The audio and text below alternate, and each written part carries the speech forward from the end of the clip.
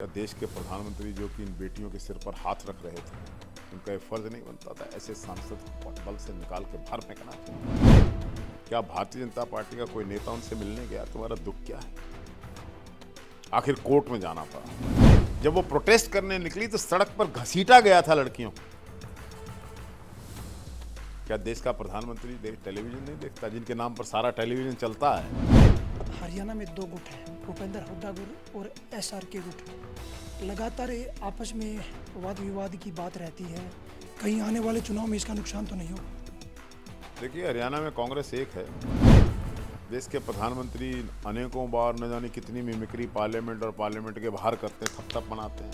हरियाणा के प्रदेश अध्यक्ष उदय भान ने एक बयान दिया है कि झुका हुआ जाट और टूटी हुई खाट किसी काम की नहीं होती। उसको लेकर बीजेपी के नेता लगातार कह रहे हैं कि कांग्रेस के प्रदेश अध्यक्ष इस बयान को लेकर माफी मांगे। ब्रजभूषण शरण और खिलाड़ियों के बीच लगातार विवाद जारी है। भारतीय कुश्ती संघ के चुनाव होने के बाद साक्षी मलिक ने इस्तीफा दिया और बजरंग पूनिया ने अपना पद्मश्री वापस लौटा दिया। आज हमारे साथ हरियाणा कांग्रेस के वरिष्ठ नेता कुलदीप शर्मा पूर्व स्पीकर मौजूद है। सर, इस पूरे विवाद को किस तरह देख रहे हो आप?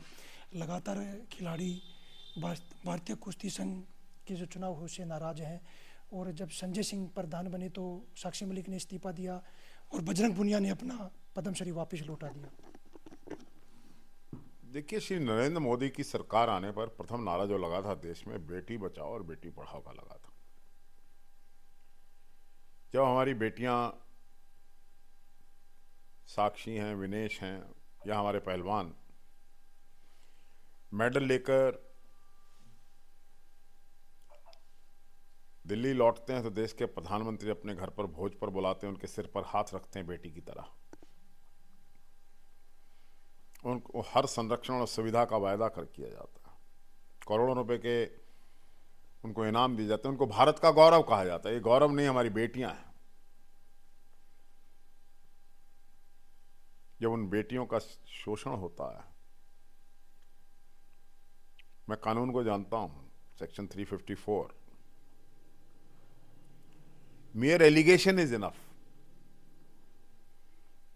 भारतीय जनता पार्टी के सांसद के खिलाफ जो कुश्ती संघ के अध्यक्ष हैं, स्पेसिफिक एलिगेशन एक नहीं कईयों ने लगाए। इवन माइनर जो पहलवान थे उन्होंने लगाए। इम्प्रॉपर बिहेवियर, हर चीज।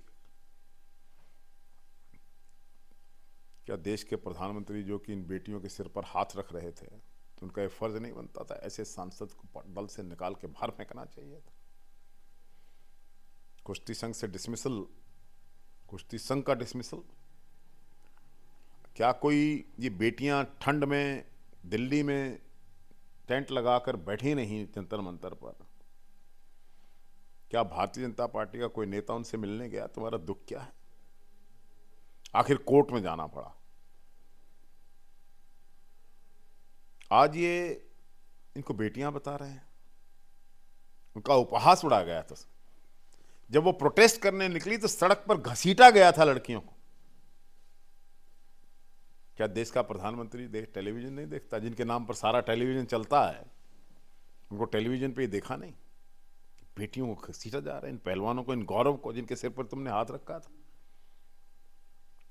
और कुश्ती संघ फिर इन्हीं के आशीर्वाद से उस बाहुबली ब्रिजभूषण सिंह के चंगुल में आकर अपने एक प्यादे को वहां पर कुश्ती संघ के अध्यक्ष पद पर बैठाकर वो दोबारा राज करना चाहता था। मैं पूछना चाहता हूं, केवल ब्रिजभूषण सिंह और उनके पदाधिकारियों से नहीं, उनसे जुड़े हुए सभी पदाधिकारी से जिन्होंने कुश्ती संघ के रूप में अपना दिया, क्या आप हमारी बेटियों के साथ हैं कि ब्रिजभूषण के साथ? प्रधानमंत्री बताएं देश को। तो एक बहुत बड़ा प्रश्न है। यह हमारी संस्कृति है।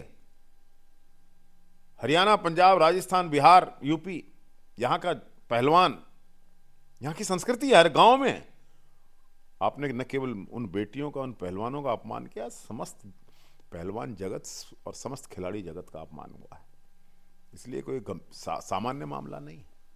शर्मा जी, जिस तरह से लगातार ब्रजभूषण शरण चुनाव के बाद कह रहे थे दबदबा था, दबदबा रहेगा, कहीं जेपी नड्डा से मिलने के बाद उनके भी सुर बदल गए।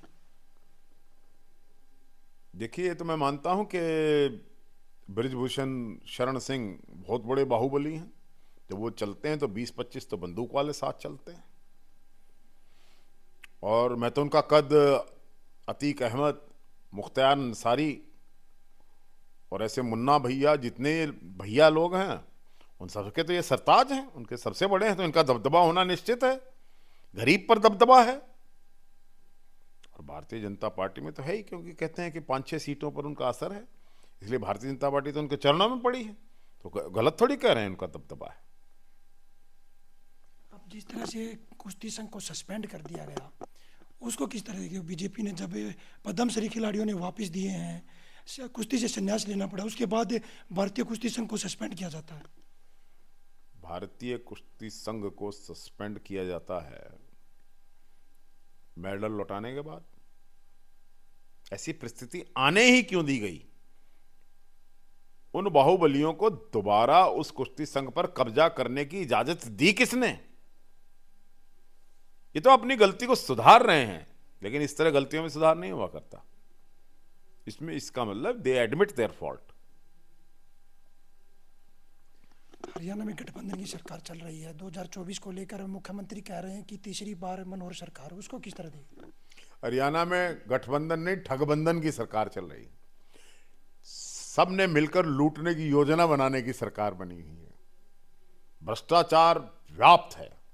मैं नहीं तो कह रहा हूं, इनके सहयोगी दल के लोग कह रहे हैं। दादा गौतम की सुन लो क्या कह रहे हैं, और कौन क्या कह रहे हैं।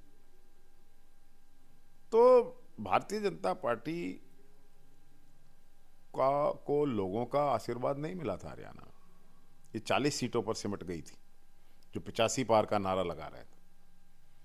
ये तो जजपा की और इंडिपेंडेंट्स की बैसाखियों पर चल रही है। और जजपा पार्टी, देखिए मेरा किसी व्यक्ति से कोई विरोध नहीं है, लेकिन उन्होंने 10 सीटें जीती ये कहकर के हम भारतीय जनता पार्टी को जमुना पार कराएंगे, लेकिन चुनाव के बाद तो उनकी गोदी में बैठ गए। वो बीजेपी का जो ताला हरियाणा की जनता ने बंद किया था, वो इनकी चाबी से खुल गया सत्ता का। तो ये दोनों बराबर के जिम्मेदार हैं। हरियाणा जिस दशा में जा रहा है, इसके लिए दोनों दल जिम्मेदार।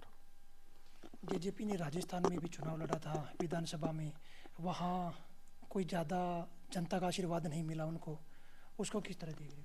राजस्थान में चाबी खो गई है। जो ताले में चाबी हरियाणा में लग गई थी, वो चाबी अब राजस्थान में खुल गई है। अब ये ताला भी लॉक्ड है, अब ये खुलेगा नहीं।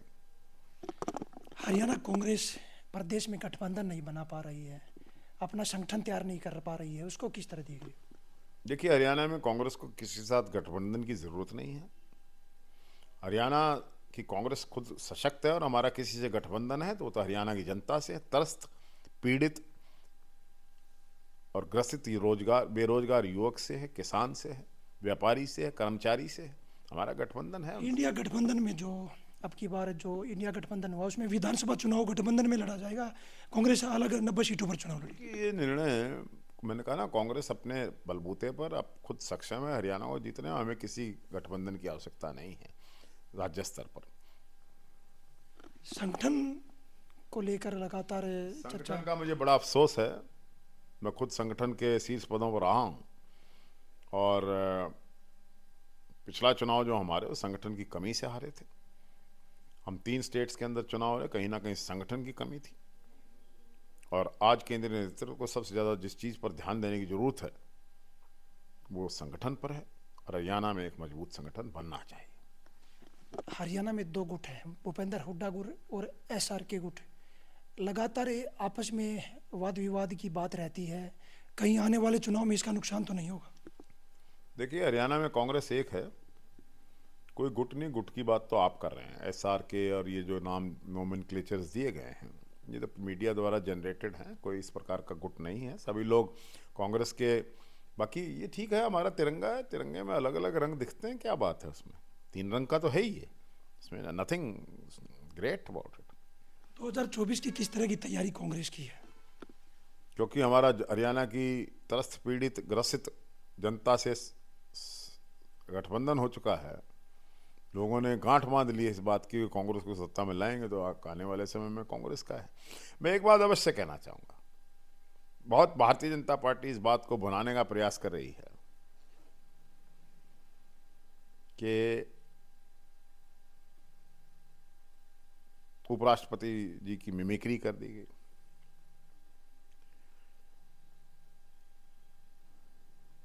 देश के प्रधानमंत्री अनेकों बार न जाने कितनी मिमिक्री पार्लियामेंट और पार्लियामेंट के बाहर करते, थप बनाते हैं, वो नहीं दिखाई देता।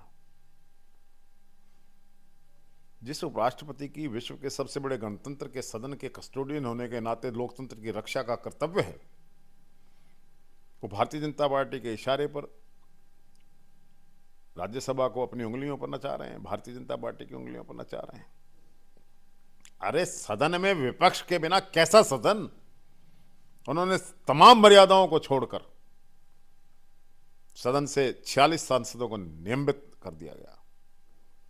एक दिन के अंदर 150 सांसद निलंबित हो जाएं इस देश में, ये कौन सी प्रथा डाल रहा था? तो ये उपराष्ट्रपति जी बीजेपी के इशारे पर कर रहे थे। पहले इस बात का जवाब दें, क्या उनका ये कृत्य ठीक था? और अगर आप गलत करेंगे, इतने उच्चस्थ पद पर जिसका मैं सम्मान करता हूं, हम उपराष्ट्रपति के पद का सम्मान करते हैं, लेकिन उनकी गलत नीतियों का सम्मान नहीं कर सकते। इसलिए अगर आदमी कोई गलती करता है और लोकतंत्र से खिलवाड़ करता है तो उसकी मिमिक्री भी होगी, किरकिरी भी होगी, इसमें क्या है? शर्मा जी, लगातार आम आदमी पार्टी प्रदेश में बदलाव यात्रा कर रही है कि ये प्रदेश में अब की बार बदलाव लाएंगे, उसको किस तरह देंगे? आम आदमी पार्टी का हरियाणा में कोई वजूद नहीं है। ये मौसम के बदलाव को देख रहे हैं। अभी देखना आप, विद इन 10 डेज आम आदमी पार्टी जो है उसके अस्तित्व को हरियाणा में बहुत बड़ी चुनौती मिलने जा रही है, बहुत से लोग छोड़कर आम आदमी पार्टी को। हरियाणा के प्रदेश अध्यक्ष उदय भान ने एक बयान दिया है कि झुकाव जाट और टूटी हुई खाट किसी काम की नहीं होती। उसको लेकर बीजेपी के नेता लगातार कह रहे हैं कि कांग्रेस के प्रदेश अध्यक्ष इस बयान को लेकर माफ़ी मांगे। देखिए, मैं ऐसे बयानों का कभी समर्थन नहीं करता हूँ और मुझे नहीं पता उन्होंने ये कहाँ कहा, मुझे कहीं देखने को नहीं मिला। लेकिन किसी भी जाति को टारगेट करके कोई बात, कोई बयान देना, चाहे मैं दूं या कोई और दे, एक बार मेरे मुख से कोई बात निकल गई थी, क्षमा मांगनी पड़ी थी। तो ये कहावतें हैं, कही तो सतपाल मलिक जी ने थे बात। शुरू में सतपाल मलिक जी जो पहले गवर्नर थे, उन्होंने ये कही थी बात। लेकिन ये कोई, मैं इस सभ्यता का कभी समर्थन नहीं कर सकता। आज राहुल गांधी अखाड़े में पहुंचे हैं, हरियाणा के झज्जर के छारा गांव में बजरंग पुनिया साथ पहलवानों से मिले हैं और पहलवानों की राय ली है और भारतीय कुश्ती संघ को लेकर चर्चा की, उसको किस तरह दी? राहुल गांधी समय समय पर विभिन्न वर्गों से, खासतौर पर कभी वो ड्राइवर्स की समस्याओं को जानना चाहते हैं, कारपेंटर्स की जानना चाहते हैं, स्कूल स्टूडेंट्स की जानना चाहते हैं, कॉलेज स्टूडेंट्स की जानना चाहते हैं। इसीलिए ये देश पहलवानों का देश है, पहलवानों की समस्या और पहलवानों के ऊपर इतना बड़ा संकट, और ऐसे समय में राहुल गांधी कैसे चुप रहे? ठीक समय पर सही जगह गए। धन्यवाद। देखिए, हमारे साथ कुलदीप शर्मा पूर्व स्पीकर थे। उनका कहना है कि 2024 में जनता का समर्थन कांग्रेस को मिल रहा है और बहुमत से कांग्रेस सरकार बनाएगी। सोनीपत से पवन राठी, हरियाणा तक।